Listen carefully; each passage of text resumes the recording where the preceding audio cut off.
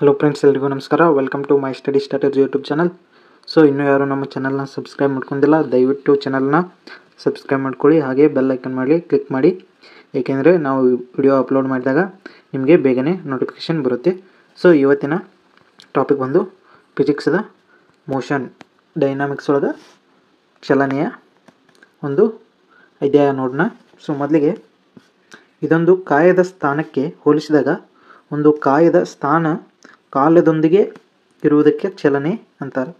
So ಒಂದು ವಸ್ತು ಒಂದು ಸ್ಥಳದಿಂದ ಮತ್ತೊಂದು ಸ್ಥಳಕ್ಕೆ ಹೋಗುವ ಟೈಮ್ದೊಂದಿಗೆ ಮೂವ್ ಆದರೆ ಅದಕ್ಕೇನಂತಾರೋ ಚಲನೆ.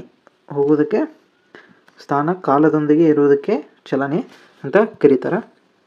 ಇಲ್ಲಿ ಚಲನೆಯೊಳಗೆ ಸಂಬಂಧಿಸಿದ ವಿಜ್ಞಾನದ ಶಾಖೆಗಳು ಯಂತ್ರ ವಿಜ್ಞಾನ, ಮೆಕ್ಯಾನಿಕ್ಸ್ ಅಂದರೆ ಬಲ ಪ್ರಯೋಗ ಆದಾಗ ದ್ರವ್ಯ ಹೇಗೆ ವರ್ತಿಸುತ್ತದೆ ಎಂಬುದ ಅಧ್ಯಯನ ಮಾಡುವ ಭೌತಶಾಸ್ತ್ರದ ಶಾಖೆಯೇ ಯಂತ್ರ ವಿಜ್ಞಾನ ಅಥವಾ ಮೆಕ್ಯಾನಿಕ್ಸ್. ಬಲ ವಿಜ್ಞಾನ ಚಲನೆಯನ್ನು ಅಥವಾ ಚಲನೆಯಲ್ಲಿ ಬದಲಾವಣೆಯನ್ನು ಬಲ ಪ್ರಯೋಗ ಆದಾಗ ದ್ರವ್ಯ ಹೇಗೆ ವರ್ತಿಸುತ್ತದೆ ಎಂಬುದನ್ನು ಅಧ್ಯಯನ ಮಾಡುವ ಯಂತ್ರ ವಿಜ್ಞಾನ ಶಾಖೆಗೆ ಬಲ ವಿಜ್ಞಾನ ಅಂತಾರೆ. ಸೊ ಈ ಥರ ಶಾಖೆಗೆ ಏನಂತಾರೆ? ಬಲ ವಿಜ್ಞಾನ ಅಂತಾರೆ. ನೆಕ್ಸ್ಟ್ ಗತಿ ವಿಜ್ಞಾನ ಅಂದ್ರೆ ಕೈನೆಮ್ಯಾಟಿಕ್ಸ್ ಅಂದ್ರೆ ಕೇವಲ ಚಲನೆಯ ಅಳತೆ ಮತ್ತು ನಿಖರ ವರ್ಣನೆಯನ್ನು ಅಧ್ಯಯನ ವಸ್ತುವಾಗಿ ಉಳ್ಳ ಯಂತ್ರ ವಿಜ್ಞಾನ ಶಾಖೆಗೆ ಗತಿ ವಿಜ್ಞಾನ ಅಂತಾರು. ನೆಕ್ಸ್ಟ್ ಸ್ಥಿತಿ ವಿಜ್ಞಾನ ಚಲನೆಯನ್ನು ಉಂಟು ಮಾಡಲು ಬಲಗಳ ಪ್ರಯೋಗವಾದಾಗ ದ್ರವ್ಯದ ವರ್ತನೆಯನ್ನು ಸಮತೋಲನದಲ್ಲಿ ಇಡುವ ಬಲಗಳ ನಡುವಿನ ಸಂಬಂಧವನ್ನು ಅಧ್ಯಯನ ಮಾಡುವ ಯಂತ್ರ ವಿಜ್ಞಾನದ ಶಾಖೆಗೆ ಸ್ಥಿತಿ ವಿಜ್ಞಾನ ಅಂದ್ರೆ ಸ್ಟ್ಯಾಟಿಕ್ ಅಂತಾರು.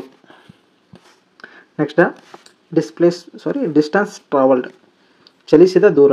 ಒಂದು ಸ್ಥಾನದಿಂದ ಮತ್ತೊಂದು ಸ್ಥಾನಕ್ಕೆ ಕಾಯ ಚಲಿಸಿದಾಗ ಅದು ಚಲಿಸಿದ ಪಥದ ಉದ್ದವನ್ನು ಕಾಯವು ಚಲಿಸಿದ ದೂರ ಎನ್ನುತ್ತೇವೆ. ಇದೊಂದು ಅದಿಶ ಪರಿಣಾಮ. ಸೊ ಇಲ್ಲಿ ಒಂದು ವಸ್ತು ಒಂದು ಪ್ಲೇಸ್ದಿಂದ ಇನ್ನೊಂದು ಪ್ಲೇಸಿಗೆ ಚಲನೆ ಆಯಿತು. ಸೊ ಇವೆರಡು ಇಲ್ಲಿಂದ ಇಲ್ಲಿಗೆ ಎಷ್ಟು ದೂರ ಐತೆ ಅನ್ನೋದು ಕಂಡುಹಿಡಿದ್ರೆ ಅದು ಚಲಿಸಿದ ದೂರ. ಸೊ ಒಂದು ಸ್ಥಾನದಿಂದ ಮತ್ತೊಂದು ಸ್ಥಾನಕ್ಕೆ ಕಾಯ ಚಲಿಸಿದಾಗ ಅದು ಚಲಿಸಿದ ಪಥದ ಉದ್ದ. ಸೊ ಅದು ಟ್ರಾವೆಲ್ ಮಾಡಿದಂಥ ಡಿಸ್ಟೆನ್ಸ್, ಅದು ಚಲಿಸಿದ ದೂರ. ಸೊ ಇಲ್ಲಿ ಇದೊಂದು ಅದಿಶ ಪರಿಮಾಣ. ಸೊ ಈ ಅದಿಶ ಅಂದ್ರೆ ಸ್ಕೇಲಾರ್ ಕ್ವಾಂಟಿಟಿ. ಸೊ ಇಲ್ಲಿ ಚಲಿಸಿದ ದೂರ ಅಂತಾರಾಷ್ಟ್ರೀಯ ಮೂಲಮಾನ ಮೀಟರ್. ಸೊ ಇಲ್ಲಿ ಇದನ್ನ ಚಲಿಸಿದ ದೂರವನ್ನು ಮೀಟರ್ದಾಗ ಅಳತೆಯನ್ನು ಮಾಡ್ತಾರೆ. ನೆಕ್ಸ್ಟ್ ಸ್ಥಾನ ಪಲ್ಲಟ. ಸೊ ಸ್ಥಾನ ಪಲ್ಲಟ ಮೀನ್ಸ್ ಡಿಸ್ಪ್ಲೇಸ್ಮೆಂಟ್. ಕಾಯ ಚಲಿಸಲು ಪ್ರಾರಂಭಿಸಿದ ಸ್ಥಾನದಿಂದ ತಲುಪಿದ ಸ್ಥಾನಕ್ಕೆ ಇರುವ ಕನಿಷ್ಠ ದೂರವನ್ನು ಸ್ಥಾನ ಪಲ್ಲಟ ಎನ್ನುತ್ತೇವೆ. ಇದೊಂದು ಸದಿಶ ಪರಿಮಾಣ. ಸೊ ಅದಿಶ ಅಂದ್ರೆ ಸ್ಕೇಲಾರ್, ಸದಿಶ ಅಂದ್ರೆ ವೆಕ್ಟರ್. ಸೊ ಅದಿಶ ಪರಿಮಾಣ ಅಂದ್ರೆ ಸ್ಕೇಲಾರ್ ಕ್ವಾಂಟಿಟಿ, ಸದಿಶ ಪರಿಮಾಣ ಅಂದ್ರೆ ವೆಕ್ಟರ್ ಕ್ವಾಂಟಿಟಿ. ಸೊ ಇಲ್ಲಿ ವಸ್ತುವಿನ ಚಲನೆಯನ್ನು ಸಮಾಂತರ ವೇಗದಲ್ಲಿ ಚಲಿಸುವಾಗ ಕಂಡುಹಿಡಿಯುವ ಸೂತ್ರ. ಸೊ ವಸ್ತು ಚಲನೆ ಏನೈತಿ ಸಮಾಂತರ ವೇಗದಲ್ಲಿ ಚಲಿಸುವಾಗ ಅದನ್ನ ಯಾವ ರೀತಿ ಕಂಡುಹಿಡ್ಬೋದು ಅಂದರೆ ವೇಗ ಇಂಟು ಕಾಲ ಮುಖಾಂತರ ನಾವು ಸ್ಥಾನ ಪಲ್ಲಟವನ್ನು ಕಂಡು ಹಿಡಿಬೋದು. ಸೊ ಇಲ್ಲಿ ಸ್ಪೀಡ್ ಜವ. ಏಕಮಾನ ಕಾಲದಲ್ಲಿ ಒಂದು ಕಾಯವು ಚಲಿಸಿದ ದೂರವೇ ಜವ. ಸೊ ಇಲ್ಲಿ ಏಕಮಾನ ಕಾಲದಲ್ಲಿ ಒಂದು ಕಾಯ ಅಂದರೆ ಒಂದು ವಸ್ತು ಚಲಿಸಿದಂಥ ದೂರವೇ ಅಂದರೆ ಟೈಮ್ ಎಷ್ಟು ತೊಗೊಂಡೈತಿ ಮತ್ತು ಅದಕ್ಕೆ ಎಷ್ಟು ಡಿಸ್ಟೆನ್ಸ್ ಟ್ರಾವೆಲ್ ಮಾಡೈತಿ ಅನ್ನೋದು ಸ್ಪೀಡ್. ಸೊ ಇಲ್ಲಿ ಜವದ ಅಂತಾರಾಷ್ಟ್ರೀಯ ಮೂಲಮಾನ ಮೀಟರ್ ಪರ್ ಸೆಕೆಂಡ್. ಸೊ ವಸ್ತುವಿನ ಜವವನ್ನು ಕಂಡುಹಿಡಿಯುವ ಸೂತ್ರ. ಸೊ ಸ್ಪೀಡನ್ನು ಯಾವ ರೀತಿ ಕಂಡುಹಿಡಿಬೋದು ನಾವು? ಚಲಿಸಿದ ದೂರ ಡಿವೈಡೆಡ್ ಬೈ ಕಾಲ. ಸೊ ಜವ equal to d by t. D means distance, t means time. So ಇದು ಅದಿಶ ಪರಿಮಾಣ ಅಂದ್ರೆ ಸ್ಕೇಲಾರ್ ಕ್ವಾಂಟಿಟಿ. ಸೊ ಇಲ್ಲಿ ವೇಗ. ಏಕಮಾನ ಕಾಲದಲ್ಲಿ ಆಗುವ ಕಾಯದ ಸ್ಥಾನಪಲ್ಲಟವೇ ವೇಗ. ಸೊ ಇಲ್ಲಿ ಟೈಮ್ ಅದರ ವಿತ್ ರೆಸ್ಪೆಕ್ಟ್ ಟು ಸ್ಥಾನಪಲ್ಲಟ ಆಗಬೇಕು, ಅದಕ್ಕೆ ಏನಂತಾರು? ವೇಗ ಅಂತಾರು. ಸೊ ಇಲ್ಲಿ ವೆಲಾಸಿಟಿ. ಸೊ ವೇಗವು ಒಂದು ಸದಿಶ ಪರಿಮಾಣ. ಸದಿಶ ಮೀನ್ಸ್ ವೆಕ್ಟರ್ ಕ್ವಾಂಟಿಟಿ. ಸೊ ವಸ್ತುವಿನ ವೇಗ ಕಂಡುಹಿಡಿಯುವ ಸೂತ್ರ ವೇಗ ಈಕ್ವಲ್ ಟು ಸ್ಥಾನಪಲ್ಲಟ ಡಿವೈಡೆಡ್ ಬೈ ಸಮಯ. ಸೊ ಇದನ್ನ ಅಂತಾರಾಷ್ಟ್ರೀಯ ಪದ್ಧತಿಯಲ್ಲಿ ವೇಗದ ಏಕಮಾನ ಏನಂದ್ರೆ ಮೀಟರ್ ಪರ್ ಸೆಕೆಂಡ್. ನೆಕ್ಸ್ಟ್ ವೇಗೋತ್ಕರ್ಷ. ಕಾಯದ ವೇಗವು ಬದಲಾವಣೆಯ ದರಕ್ಕೆ ವೇಗೋತ್ಕರ್ಷ ಎನ್ನುತ್ತಾರೆ. ಸೊ ಒಂದು ಕಾಯದ ವೇಗದ ದರಕ್ಕೆ ಏನಂತಾರು ವೇಗೋತ್ಕರ್ಷ ಅಂತಾರು. ಸೊ ವೇಗೋತ್ಕರ್ಷವನ್ನು ಯಾವ ರೀತಿ ಕಂಡುಹಿಡ್ಬೋದು, ವೇಗದ ಬದಲಾವಣೆ ಡಿವೈಡೆಡ್ ಬೈ ತೆಗೆದುಕೊಂಡ ಕಾಲ. ಸೊ ಈ ರೀತಿ ನಾವು ವೇಗೋತ್ಕರ್ಷ ಅಂದ್ರೆ ಎಕ್ಸಲರೇಷನನ್ನು ಕಂಡು ಹಿಡಿಯಬಹುದು. ಸೊ ಇಲ್ಲಿ acceleration v minus u divided by t. So ಇಲ್ಲಿ ವೇಗೋತ್ಕರ್ಷವು ಒಂದು ಸದಿಶ ಪರಿಮಾಣವಾಗಿದೆ. ಸೊ ಇಲ್ಲಿ ವೇಗೋತ್ಕರ್ಷದಲ್ಲಿ ಎರಡು ವಿಧ ಬರ್ತವೆ. ಧನಾತ್ಮಕ ವೇಗೋತ್ಕರ್ಷ ಅಂದ್ರೆ ನಿರ್ದಿಷ್ಟ ಕಾಲದಲ್ಲಿ ವೇಗ ಹೆಚ್ಚಾಗುವುದು. ಋಣಾತ್ಮಕ ವೇಗೋತ್ಕರ್ಷ ಅಂದ್ರೆ ನಿರ್ದಿಷ್ಟ ಕಾಲದಲ್ಲಿ ವೇಗ ಕಡಿಮೆ ಆಗುವುದು. ಸೊ ಇದಕ್ಕೆ ಎಕ್ಸಲರೇಷನ್ ಅಂತಾರು.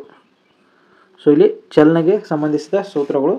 ಸ್ಪೀಡ್ ಅಂದ್ರೆ ಚಲಿಸಿದ ದೂರ ಬೈ ಕಾಲ, ವೇಗ ಅಂದ್ರೆ ಸ್ಥಾನಪಲ್ಲಟ ಡಿವೈಡೆಡ್ ಬೈ ಕಾಲ, ಎಕ್ಸಲರೇಷನ್ ಅಂದ್ರೆ v minus u divided by t.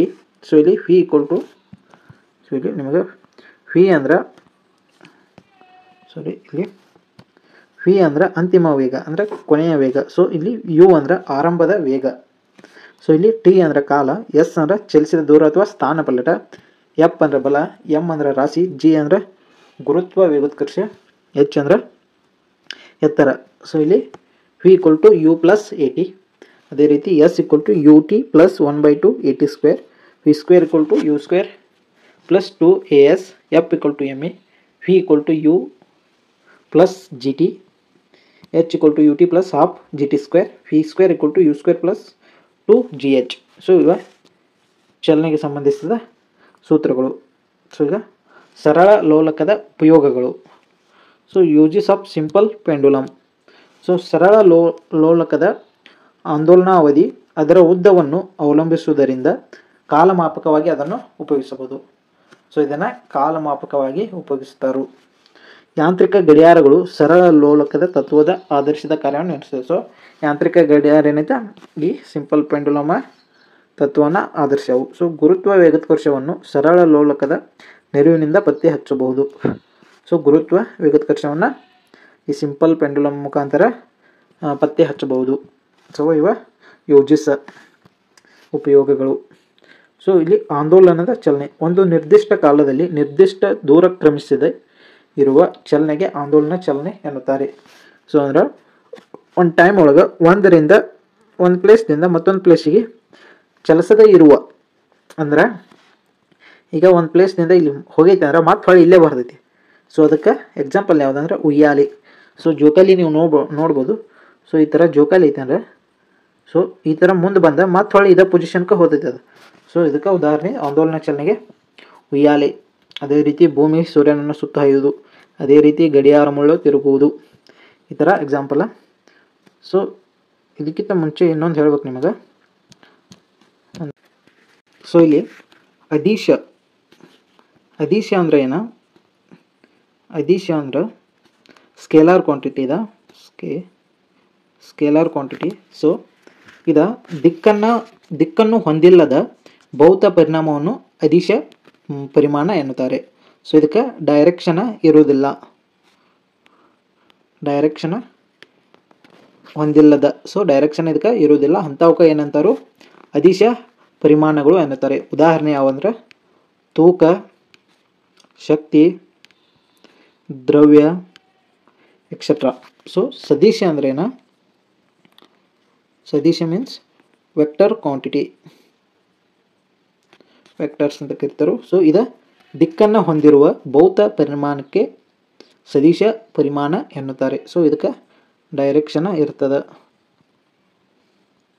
So ಇದಕ್ಕೆ ಡೈರೆಕ್ಷನ್ ಇರೋದಿಲ್ಲ. ಸೊ ಇದಕ್ಕೆ ಡೈರೆಕ್ಷನ್ ಇರ್ತೈತಿ. ಸೊ ಇದಕ್ಕೆ ಎಕ್ಸಾಂಪಲ್ ಯಾವಂದ್ರೆ ವೇಗ, ಬಲ, ವೇಗೋತ್ಕರ್ಷ ಎಕ್ಸೆಟ್ರಾ. ಸೊ ಇದು ಸದಿಶ, ಇದು ಅದಿಶ, ಇದು ಸದಿಶ. ಅದಿಶ ಮೀನ್ಸ್ ಸ್ಕೇಲಾರ, ಸದಿಶ ಮೀನ್ಸ್ ವೆಕ್ಟರ. ಸೊ ನೆಕ್ಸ್ಟ್ ನ್ಯೂಟನ್ ಚಲನೆಯ ನಿಯಮಗಳು. So Newton's law of motion.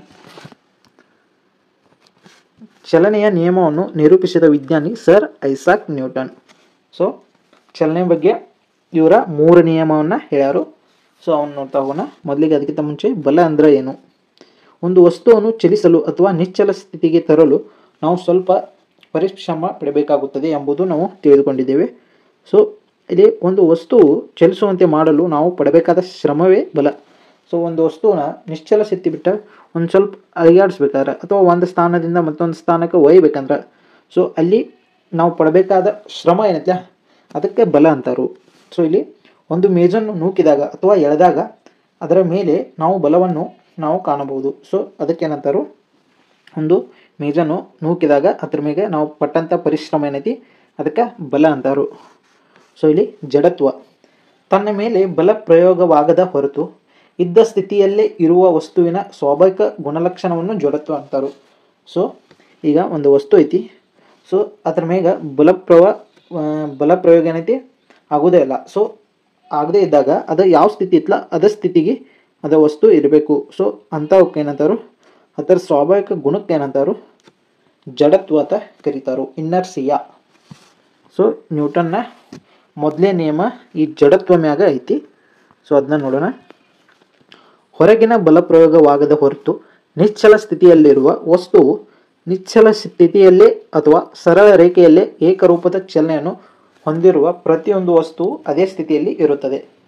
So ಅಂದ್ರೆ ಬಲ ಪ್ರಯೋಗ ಆಗ್ಲಿಕ್ಕಂದ್ರೆ ಅವೇನು ವಸ್ತು ನಿಶ್ಚಲ ಸ್ಥಿತಿಯಲ್ಲಿ ಇರ್ತಾವ ಅದೇ ರೀತಿಯಾಗಿ ಅದೇ ಸ್ಥಳದಲ್ಲಿ ಇರ್ತಾವು. ಸೊ ಇಲ್ಲಿ ನ್ಯೂಟನ್ನ ಮೊದಲೇ ನಿಯಮವನ್ನು ಜಡತ್ವದ ನಿಯಮ ಎನ್ನುತ್ತಾರೆ. ಸೊ ಈ ಇವಂದ ಮೊದಲೇ ನಿಯಮ ಏನೈತ್ಲೆ ಇದಕ್ಕೆ ಜಡತ್ವದ ನಿಯಮ ಅಂತಲೂ ಕರೆಯುತ್ತಾರೆ. ಲಿಫ್ಟ್ ನ್ಯೂಟನ್ನ ಮೊದಲನೇ ನಿಯಮದ ಆಧಾರದ ಮೇಲೆ ಕೆಲಸ ಮಾಡುತ್ತದೆ. ಸೊ ಲಿಫ್ಟ್ ಯಾವ ರೀತಿ ನೋಡಿ, ಈಗ ಲಿಫ್ಟ್ ಇಲ್ಲಿ ಕೆಳಗೈತೆ ಅಂದ್ರೆ ಸೊ ಇದು ಮೇಲಕ್ಕೆ ಹೋಗ್ಬೇಕಂದ್ರೆ ಇಲ್ಲಿ ಕೆಳಕ್ಕೆ ಇದಕ್ಕೆ ವಯರ ಅಥವಾ ಹಗ್ಗ ಏನು ಕಟ್ಟಿರ್ತಾರಲ್ಲ ತಂತಿ ಇದು ಕೆಳಕ್ಕೆ ಬಂದಾಗ ಇದು ಮೇಲಕ್ಕೆ ಹೋಗುತ್ತದೆ. ಸೊ ಇಲ್ಲಿ ಕಾಯವು ಬಲ ಪ್ರಯೋಗಿಸಿದ ವಿರುದ್ಧ ದಿಕ್ಕಿನಲ್ಲಿ ಚಲಿಸುತ್ತದೆ. ಸೊ ಈ ಲಿಫ್ಟ ಮೇಲಕ್ಕೆ ಹೋಗ್ಬೇಕಂದ್ರೆ ಈ ಥರದ ತಂತಿ ಏನೈತಿ ಅಥವಾ ಇದಕ್ಕೆ ಕಟ್ಟಿದ ಹಗ್ಗ ಏನೈತಿ ತೆಳಕ್ಕೆ ಬಂದಾಗ ಮೇಲಕ್ಕೆ ಹೋಗುತ್ತೆ. ಸೊ ಇಲ್ಲಿ ಕಾಯದ ಬಲ ಪ್ರಯೋಗಿಸಿದ ವಿರುದ್ಧ ದಿಕ್ಕಿಗೆ ಹೋಗುತ್ತದೆ. ನಾವು ತೆಳಗೆ ಜಗ್ಗಿದ್ವಿ ಅಂದ್ರೆ ಮೇಲಕ್ಕೆ ಹೋಗುತ್ತೆ. ಸೊ ಇಲ್ಲಿ ನೀವು ಹೆಂಗೆ ತಿಳ್ಕೊರಿ, ಇಲ್ಲೊಂದು ಬಕೆಟ್ ಕಟ್ಟಿರಿ. ಸೊ ಇದು ಬಕೆಟ್ ಕಟ್ಟಿದಾಗ ಇದಕ್ಕೆ ಹಗ್ಗ ಹಾಕಿ ಈ ಥರ ತೊಂದ್ರಿ, ನೀವು ಇಲ್ಲಿ ನಿಂತರಿ. ಸೊ ಇಲ್ಲಿ ನಿಂತ ಇದನ್ನು ತೆಳಗೆ ಜಿಗ್ಗಿರ ಈ ಬಕೆಟ ಮೇಲಕ್ಕೆ ಹೋಗುತ್ತೆ. ಈ ಹಗ್ಗನ ಹಿಂಗೆ ಲೂಸ್ ಬಿಟ್ಟು ಅಂದರೆ ಮೇಲಕ್ಕೆ ಬಿಟ್ಟು ಅಂದ್ರೆ ಇದು ಕೆಳಕ್ಕೆ ಬರ್ತದೆ. ಸೊ ಇದ್ರ ಮ್ಯಾಗ ಅವ ಮೊದಲೇ ನಿಯಮವನ್ನು ಹೇಳಿದ. ಸೊ ಇಲ್ಲಿ ಆ ಥರ ಮೊದಲೇ ನಿಯಮದ ಅನ್ವಯಗಳು ನೋಡೋಣ.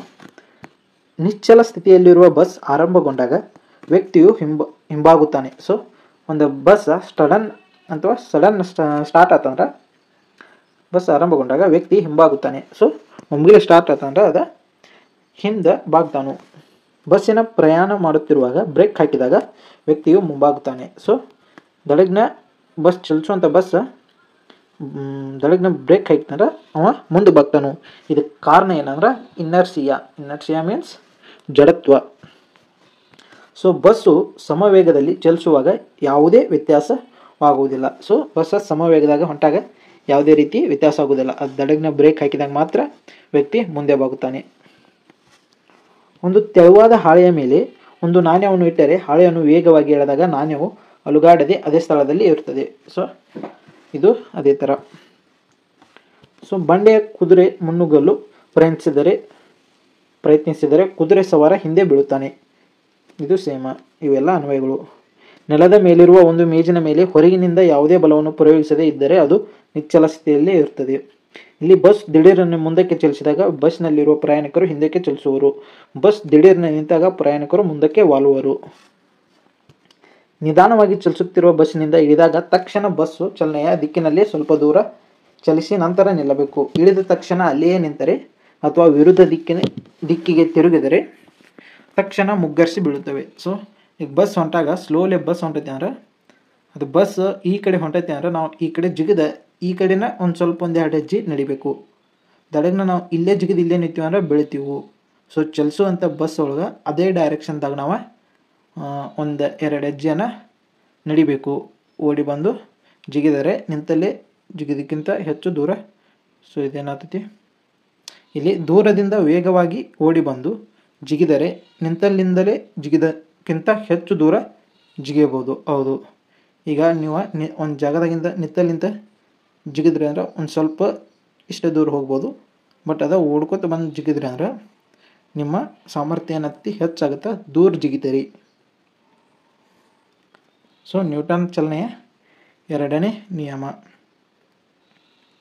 ಸೊ ನ್ಯೂಟನ್ ಚಲನೆಯ ಎರಡನೇ ನಿಯಮ, ಯಾವುದೇ ಕಾಯದ ವೇಗೋತ್ಕರ್ಷವು ಆ ಕಾಯದ ಮೇಲೆ ಪ್ರಯೋಗವಾದ ಬಲ ದಿಕ್ಕಿನಲ್ಲಿ ಬಲಕ್ಕೆ ನೇರ ಅನುಪಾತದಲ್ಲಿ ಇರುತ್ತದೆ. ಸೊ ನೇರ ಅನುಪಾತದಲ್ಲಿಯೂ ಕಾಯದ ರಾಶಿಗೆ ವಿಲೋಮ ಅನುಪಾತದಲ್ಲಿಯೂ ಇರ್ತದೆ. ಸೊ ಇಲ್ಲಿ ವೇಗೋತ್ಕರ್ಷ, ಸೊ ಇಲ್ಲಿ ಎ ಅನ್ನೋದ ಬಲ ಎಪ್ಕ ಏನಿರ್ತೈತಿ, ನೇರ ಅನುಪಾತ, ಡೈರೆಕ್ಟ್ಲಿ ಪ್ರೊಪೋರ್ಷನಲ್.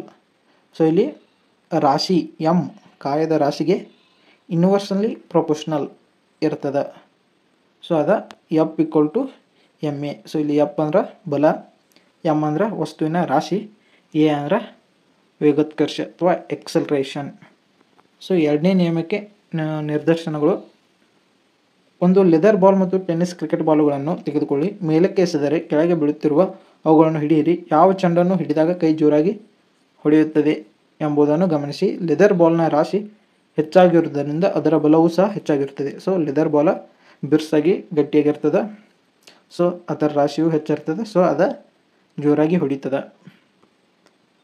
ಒಂದು ದೊಡ್ಡ ಮರದ ತುಂಡಿಗೆ ಒಂದು ಬಂದೂಕಿನಿಂದ ಗುಂಡನ್ನು ಹಾರಿಸಿದಾಗ ಗುಂಡಿನ ದ್ರವ್ಯರಾಶಿ ಚಿಕ್ಕದಾದರೂ ಅದು ಮರದೊಳಗೆ ಹೆಚ್ಚಿನ ದೂರ ಕ್ರಮಿಸುತ್ತದೆ, ಏಕೆಂದರೆ ಅದರ ವೇಗೋತ್ಕರ್ಷ ಹೆಚ್ಚಾಗಿರುತ್ತದೆ.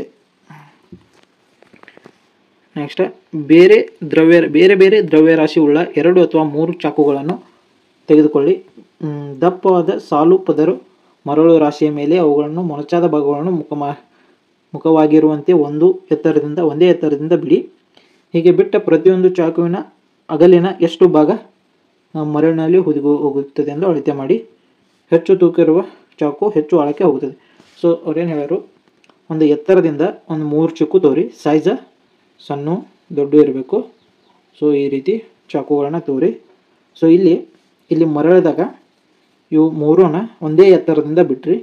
ಸೊ ಇದಕ್ಕೆ ಕಡಿಮೆ ಇದ್ದಿದ್ದೇನೈತಿ, ಇಲ್ಲಿ ಕಡಿಮೆಟ್ಟ ಹೋಗುತ್ತೆ, ಒಂದಿಷ್ಟಟ್ಟ ಹೋಗುತ್ತೆ. ಸೊ ಇದೇನಾಗುತ್ತೆ, ಒಂದಿಷ್ಟೆಲ್ಲ ಹೋಗುತ್ತೆ ಒಳಗೆ ಈ ಮರಳಿನಾಗ.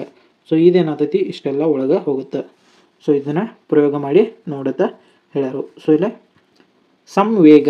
ಸೊ ವಸ್ತುವಿನ ರಾಶಿ ಮತ್ತು ವೇಗದ ಗುಣಲಬ್ಧವೇ ಸಂವೇಗ. ಸಂವೇಗ ಅಂದರೆ ಏನ, ರಾಶಿ ಇಂಟು ವೇಗ. ಸೊ ಅಂತಾರಾಷ್ಟ್ರೀಯ ಪದ್ಧತಿಯಲ್ಲಿ ಈ ಸದೇಶವಾದ ಏಕಮಾನ ಏನಾಗ್ತೈತಿ, k g metre per second ಆಗುತ್ತೆ ಇದು. ಸೊ ಇಲ್ಲಿ ವೆಕ್ಟರ್ ಕ್ವಾಂಟಿಟಿ, ಇದು ವೆಕ್ಟರ್ ಕ್ವಾಂಟಿಟಿ. ಸೊ ನ್ಯೂಟನ್ ಚಲನೆಯ ಮೂರನೇ ನಿಯಮ. ಸೊ ಪ್ರತಿಯೊಂದು ಕ್ರಿಯೆಗೆ ಸಮವಾದ ಮತ್ತು ವಿರುದ್ಧವಾದ ಪ್ರತಿಕ್ರಿಯೆ ಇರುತ್ತದೆ, ಅಥವಾ ಕ್ರಿಯೆ ಮತ್ತು ಪ್ರತಿಕ್ರಿಯೆಗಳು ಯಾವಾಗಲೂ ಪರಸ್ಪರ ಸಮ ಮತ್ತು ವಿರುದ್ಧವಾಗಿರುತ್ತವೆ. ಒಂದು ಕುರ್ಚಿಯ ಮೇಲೆ ಕುಳಿತುಕೊಂಡು ಪಾದಗಳನ್ನು ಗೋಡೆಯ ಮೇಲಿಟ್ಟು ಜೋರಾಗಿ ಒತ್ತಿದಷ್ಟು ಕುರ್ಚಿ ಸಮೇತ ಹಿಂದಕ್ಕೆ ತಳ್ಳಲ್ಪಡುತ್ತದೆ. ಸೊ ಒಂದು ಕುರ್ಚಿ ಮೇಲೆ ಕೂತ ಗಾಡಿಗೆ ಜೋರ್ಲೆ ಒದ್ದಿರಿ ಅಂದರೆ ನೀವು ಹಿಂಬರಿಕೆ ಬೀಳ್ತೀರಿ. ಅಥವಾ ಒಂದು ಗೋಡೆಗೆ ಚೆಂಡನ್ನು ಎಸೆದರೆ, ಒಂದು ಗೋಡೆಗೆ ಬಾಲನ್ನು ಎಸೆದರೆ ಅದು ಮರಳಿ ನಮ್ಮೊಂದಿಗೆ ಬರ್ತದೆ, ನಮ್ಮ ಕಡೆನೇ ಬರ್ತದೆ. ಸೊ ಕ್ರಿಯೆಗೆ ಸಮವಾದ ಅಥವಾ ವಿರುದ್ಧವಾದ ಪ್ರತಿಕ್ರಿಯೆಗಳು ನೋಡಬಹುದು. ಅದ ನ್ಯೂಟನ್ನ ಮೂರನೇ ನಿಯಮ. ಸೊ ಇಲ್ಲಿ ಮೂರನೇ ನಿಯಮದ ಅನ್ವಯಗೊಂಡು ಒಬ್ಬ ವ್ಯಕ್ತಿಯು ಈಜುತ್ತಿರುವಾಗ ನೀರನ್ನು ಹಿಂದಕ್ಕೆ ತಳ್ಳಬೇಕಾಗುತ್ತದೆ. ಅದೇ ಸಮಯದಲ್ಲಿ ನೀರು ಸಮ ಪ್ರತಿಕ್ರಿಯೆಯನ್ನು ಅಥವಾ ವಿರುದ್ಧ ದಿಕ್ಕಿನಲ್ಲಿ ಪ್ರಯೋಗಿಸುತ್ತದೆ. ಸೊ ಈಜಾಡುತ್ತಿನಾಗ ನೀರನ್ನು ಹಿಂದೆ ಜಿಗ್ಗಿರೆ ನಾವು ಮುಂದೆ ಹೋಗ್ತೀವಿ. ಸೊ ಬಂದೂಕಿನಿಂದ ಗುಂಡನ್ನು ಹಾರಿಸಿದಾಗ ಬಂದೂಕು ಗುಂಡಿನ ಮೇಲೆ ಹೆಚ್ಚಿನ ಬಲ ಪ್ರಯೋಗ ಮಾಡುತ್ತದೆ. ಅದೇ ಸಮಯದಲ್ಲಿ ಗುಂಡು ಮುಂದಕ್ಕೆ ಚಲಿಸುತ್ತದೆ. ಇದು ಕ್ರಿಯೆ ಹಿಂದಕ್ಕೆ ಸಮ ಅಥವಾ ವಿರುದ್ಧವಾಗಿ ಬಲ ಬಂದೂಕಿನ ಮೇಲೆ ಪ್ರಯೋಗವಾಗಿ ಬಂದೂಕನ್ನು ಹಿಂದೆ ತಳ್ಳುತ್ತದೆ. ಸೊ ಬಂದೂಕಿನಿಂದ ಗುಂಡು ಬಿಟ್ಟರೆ ಅಂದ್ರೆ ಗುಂಡ ಮುಂದೆ ಹೋಗುತ್ತದೆ, ಬಂದೂಕ ಹಿಂದೆ ತಳ್ಳುತ್ತದೆ. ನೆಕ್ಸ್ಟ್, ರಾಕೆಟ್ಟಿನ ಉಡಾವಣೆಯು ಸಹ ಇದೇ ತತ್ವವನ್ನು ಅವಲಂಬಿಸಿದೆ. ರಾಕೆಟ್ ಇಂಧನಗಳು ದಹನಗೊಂಡಾಗ ನಿಷ್ಕಾಸ ಅನಿಲಗಳು ವೇಗವಾಗಿ ರಾಕೆಟ್ನ ಸೂಸುಬಾಯಿಯ ಮೂಲಕ ಹೊರಚಿಮ್ಮುತ್ತವೆ. ಇದಕ್ಕೆ ಪ್ರತಿಕ್ರಿಯೆಯು ರಾಕೆಟ್ನ ಮೇಲೆ ಉಂಟಾಗಿ ರಾಕೆಟ್ ಮುಮ್ಮುಖವಾಗಿ ನೂಕ ಬಲವನ್ನು ಒದಗಿಸುತ್ತದೆ. ಆಗ ರಾಕೆಟ್ ಮುಂದೆ ಚಲಿಸುತ್ತದೆ. ಸೊ ರಾಕೆಟ್ಗೆ ತೆಳಗೆ ಇಂಧನ ಸುಟ್ಟ ಬೆಂಕಿ ಹತ್ತಿದಾಗ ಮ್ಯಾಗ ಹೋಗ್ತೈತಿ. ಸೊ ಇಲ್ಲಿಗೆ ಈ ಕ್ಲಾಸ ಮುಗೀತು. ಮುಂದಿನ ಕ್ಲಾಸ್ ಒಳಗೆ ಭೇಟಿ ಆಗೋಣ. ಅಲ್ಲಿವರೆಗೂ ಟೇಕ್ ಕೇರ್, ಬಾಯ್.